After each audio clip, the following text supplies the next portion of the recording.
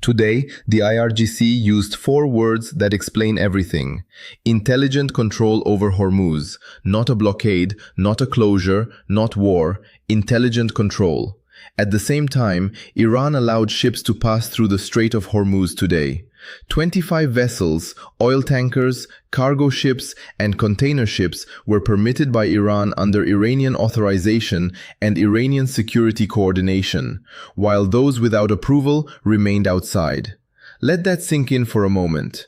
America fought a war for 88 days, spent billions, lost lives, deployed the world's strongest navy to the Persian Gulf, imposed sanctions, issued threats, negotiated, threatened again, and negotiated again. And today, the result is this. Iran decides who passes through Hormuz and who does not. This is not a military defeat for America. America still has the strongest weapons, the strongest navy, and bombs that no other nation possesses. But the moment Iran declared intelligent control, while simultaneously allowing 25 selected ships to pass, America lost what this conflict was truly about: control over the world's most important energy route. That is the story of today, the analysis that no mainstream outlet clearly states, and this is Nexus Report. Let us separate the facts from the hysterical panic. CNN described the 25 ships as a positive sign, a possible opening, a humanitarian gesture. German public broadcasters spoke of early signs of normalization. Bloomberg reported that oil prices eased slightly. Yet nobody asks the decisive question. What does it mean that Iran decides who may pass through an international shipping route? Under international maritime law, the Strait of Hormuz is an international transit corridor, and no country has the right to block or control passage through it. That is Article 38 of the UN Convention on the Law of the Sea. It is established international law. Iran is not ignoring this for the first time, but today it is doing so with the phrase intelligent control, a term that elevates the situation into a completely new dimension. It is no longer an attack, no longer an act of war, it is administration. Iran is managing an international waterway as if it were its own harbor. That is the shift no broadcaster explains, and it is more fundamental than any bomb dropped during the past 88 days. Subscribe to Nexus Report now. I am not a young influencer with colorful graphics.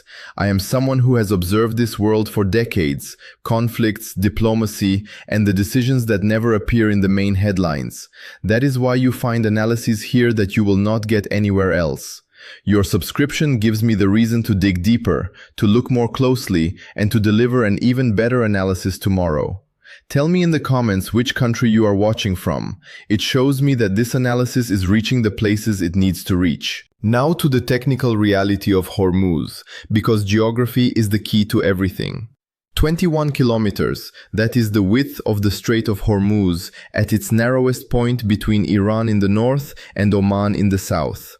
21 kilometers of water, and under normal conditions, around 100 tankers pass through this corridor every day. That represents 20% of the global liquefied gas trade and 25% of all crude oil transported by sea. No other point on the world map concentrates so much economic power in such a confined space. Whoever controls those 21 kilometers controls a key part of the world economy, and today Iran controls them through the 25 ships it allowed to pass, according to its own selection and criteria. What are those criteria? That is the question keeping Washington and Brussels awake at night. The IRGC stated that ships wishing to pass through Hormuz must coordinate security arrangements with the Iranian Navy. In practice, this means Iran wants to know who you are, where you come from, where you are going, and what cargo you carry. Iran then decides whether you may pass. This is not customs control, nor port administration. It is a claim of sovereignty over an international strait. And as long as no country militarily prevents Iran from doing this, and they either cannot or do not want to, that claim becomes a de facto reality. Let us look at the 25 ships that were allowed through today. Who were they? The IRGC did not publish a complete list, but available sources from CNN live coverage, Reuters, and shipping trade registries reveal a pattern. Most of the approved vessels had links to countries Iran does not regard as hostile. ships flying Asian flags, ships transporting goods for Pakistan, India, China, or other neutral states. Ships unrelated to Western oil corporations, Western supply chains, or Western sanctions regimes. The vessels denied passage typically had links to American, British, Israeli, or European companies, flying Western flags or carrying cargo for Western interests. That is the pattern of intelligent control. Iran is not blocking blindly. Iran is selecting. Whoever cooperates with us or remains neutral may pass. Whoever belongs to our enemies stays outside. This is a geopolitical redirection of global trade in real time, with 25 ships serving as proof today. Now to the strategic dimension that goes beyond today. This week, the Financial Times published an analysis that I consider the most important economic assessment of Hormuz since the war began.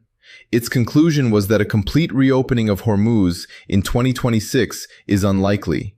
Even if a deal is reached, even if the ceasefire holds, even if Trump and Iran sign an agreement. Why? Because Iran will not surrender the strategic value of Hormuz control without concrete and verifiable concessions, and because every bilateral arrangement, a deal with China here, an agreement with India there, an exception for Pakistan, remains fragile and opaque, vulnerable to renewed tensions and reversible within 24 hours. That is the new reality of Hormuz. No total blockade, no full reopening, but a selective Iranian-managed system that could continue indefinitely. And what does this mean for Europe, for Germany, and for every viewer listening right now? It means energy prices will remain elevated, not necessarily at $100 or more, but clearly above pre-war levels for the foreseeable future. Not because of an active war, but because of structural uncertainty, because of the question asked again every morning: will Iran allow ships through today? This is a fundamental transformation in the global energy landscape, and it has direct consequences for you. Specifically for Germany, economic advisors have lowered their growth forecast to 0.5%. The Business Climate Index stands at 84.4 points, its lowest level since the corona pandemic. Inflation is at 3.0%, and all of this is happening not because a war is actively being fought, but because uncertainty surrounding Hormuz is keeping energy markets permanently elevated. This is the new normal described by the Financial Times, and it is a normal state that no decision in Brussels, no phone call in Washington, and no negotiation result in Doha will change in the short term.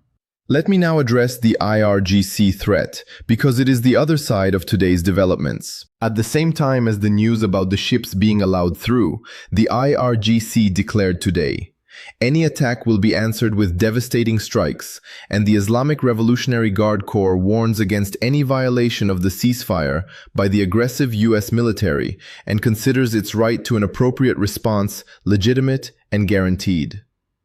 These are not empty threats. This is official communication from the military arm of the Iranian state, authorized, timed, and carefully calculated.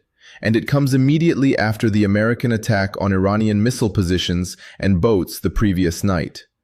The United States called it self-defense. Iran calls it a violation of the ceasefire. Pakistan, the mediator, has issued no statement.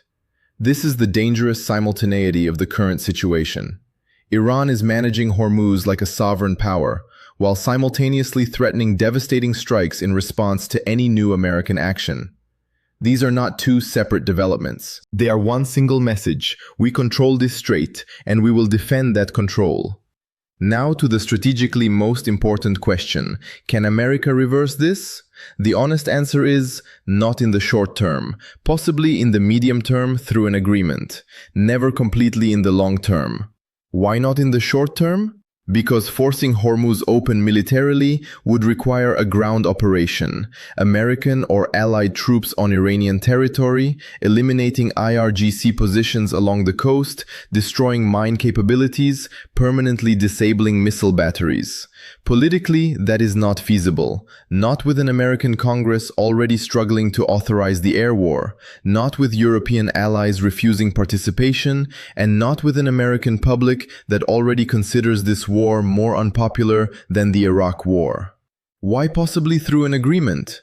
Because a deal granting Iran economic relief, sanctions suspensions, and international recognition could give Tehran an incentive to ease control over Hormuz. But even such an agreement would never return Hormuz to the condition it was in before February 28, 2026. Iran now understands that Hormuz is its strongest bargaining instrument. It will not surrender it voluntarily, and never fully in the long term, because the geographical reality cannot be changed. Iran is located on Hormuz. That will not change. As long as Iran remains a state-like entity with military capabilities, it has the physical ability to control Hormuz. This reality cannot simply be bombed away. That is the structural shift this war has produced, and it is more lasting than any bomb that has fallen. Let me outline the three scenarios for the next phase. Scenario 1. A deal is reached. Hormuz partially opens to all ships, not only selected ones. Iran receives sanctions relief. Brent falls to $80 to $85. Economic advisors slightly revise growth forecasts upward. But, and this is decisive, Iran keeps the infrastructure of Hormuz control. The IRGC Navy remains in the strait. Mandatory coordination for ships remains in place.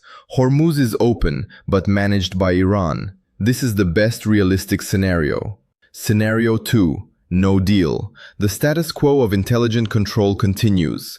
20, 30, 50 ships per day, according to Iranian selection. Brent remains between $95 and $115.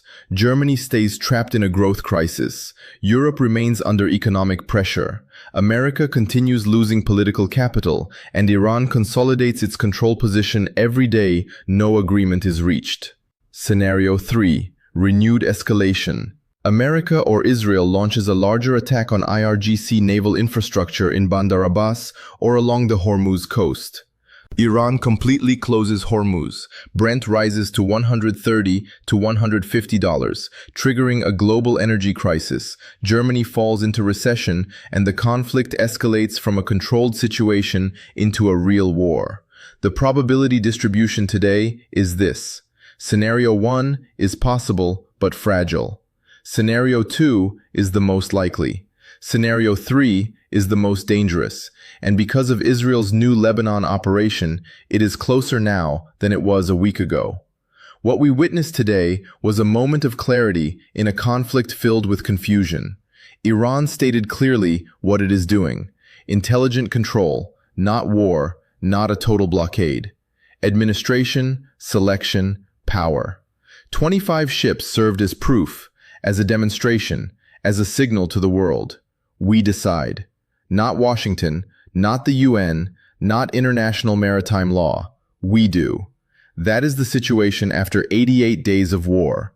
That is the reality the Financial Times confirms and that no mainstream broadcaster openly states. And that is the kind of analysis Nexus Report exists for. But I want to go even deeper, because the concept of intelligent control has a historical dimension that must be understood. In the history of modern geopolitics, there are precedents for what Iran is doing today with Hormuz. And those precedents show that control over a strategic maritime passage becomes a transformative instrument of power over the long term. Let us look at the Suez Canal. In 1956, Egypt under Nasser nationalized the canal, an international waterway that until then had been controlled by British and French interests. Britain, France, and Israel responded militarily. The Suez Crisis became one of the most dramatic geopolitical confrontations of the 20th century. The result? Egypt kept the canal and still controls it today. What was once considered a provocation has become the normal state of affairs. Egypt collects tolls. Egypt determines the conditions of transit. Egypt is the gatekeeper. That is the precedent Iranian strategists have studied. What happened to Suez in 1956 is happening to Hormuz in 2026. The moment when a country effectively brings an international waterway under its control, defends that control militarily, survives international pressure, and uses it economically, becomes registered in history as a turning point. We are standing at that turning point today, and here lies the deepest strategic implication that nobody in the mainstream media clearly expresses. If Hormuz remains under Iranian-administered control, even after a deal, even after a nominal reopening, then Iran will have achieved something no country in the modern history of the Middle East has ever achieved: recognized and stable control over an international strait through which 20% of the world's energy supply passes. That permanently changes the balance of power in the region, not only for this war, but for decades. Saudi Arabia must cooperate with Iran if it wants to export oil. The UAE depends on Iranian tolerance for its trade routes. Pakistan, India, China, every major customer of Middle Eastern energy must communicate with Tehran if they want to secure their energy supplies. That is power, real structural power, permanently embedded power. Not power through bombs, not power through missiles, but power through geography and the willingness to use that geography. And Europe, Germany, Switzerland, Austria. Europe in this new reality is a marginal player. No influence over the conditions of Hormuz control, no military presence capable of deterring Iran, no diplomatic channels leading directly to Tehran, and an economy directly and measurably dependent on the decisions of a navy based in Bandar Abbas.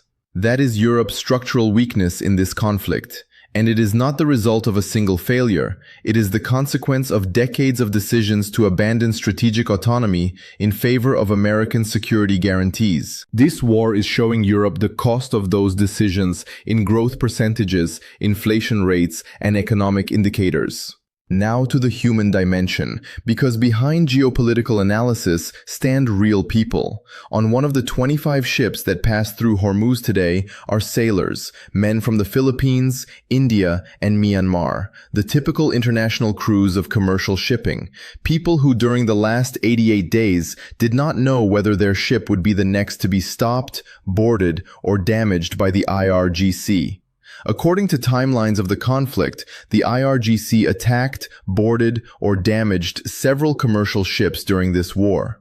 At least 12 sailors were killed or remain missing. These are not soldiers. They are workers, fathers, people doing jobs that keep the global economy functioning. The fact that 25 ships were able to pass safely today is not an abstract geopolitical story for them. It is the difference between a normal working day and a catastrophe. And that is why the IRGC's intelligent control, cynical as it may be geopolitically, represents a concrete relief for the sailors who crossed the strait today. That changes nothing about the strategic analysis, but it gives it a human dimension that should not be forgotten. Let me conclude with the decisive question that goes beyond this war. What is the world learning from Iran's Hormuz strategy? The first lesson is geographical. Whoever controls a strategic maritime choke point possesses a form of power that military superiority cannot automatically defeat. That is a lesson other countries with similar geographic positions, the Taiwan Strait, Bab el-Mandeb, and the Strait of Malacca, are studying very carefully. The second lesson is strategic. Survival is victory. Iran did not try to militarily defeat America. It tried to survive long enough for America to pay a political price that became unsustainable domestically. That strategy worked after 88 days, at least to the extent that no deal emerged, forcing Iran to surrender its core interests. The third lesson is economic. Globalization has connected the world so tightly that a single point on the map can paralyze the economies of entire continents. That is power. And that power does not belong to the richest or strongest nations. It belongs to the countries that control the choke points. Those are the three lessons of this war, and they will shape the geopolitics of the 21st century, regardless of how this specific conflict ends. If a deal is reached and Hormuz reopens, the analysis will be here at Nexus Report. What Iran receives in return, why intelligent control still remains, and what that means for the next crisis.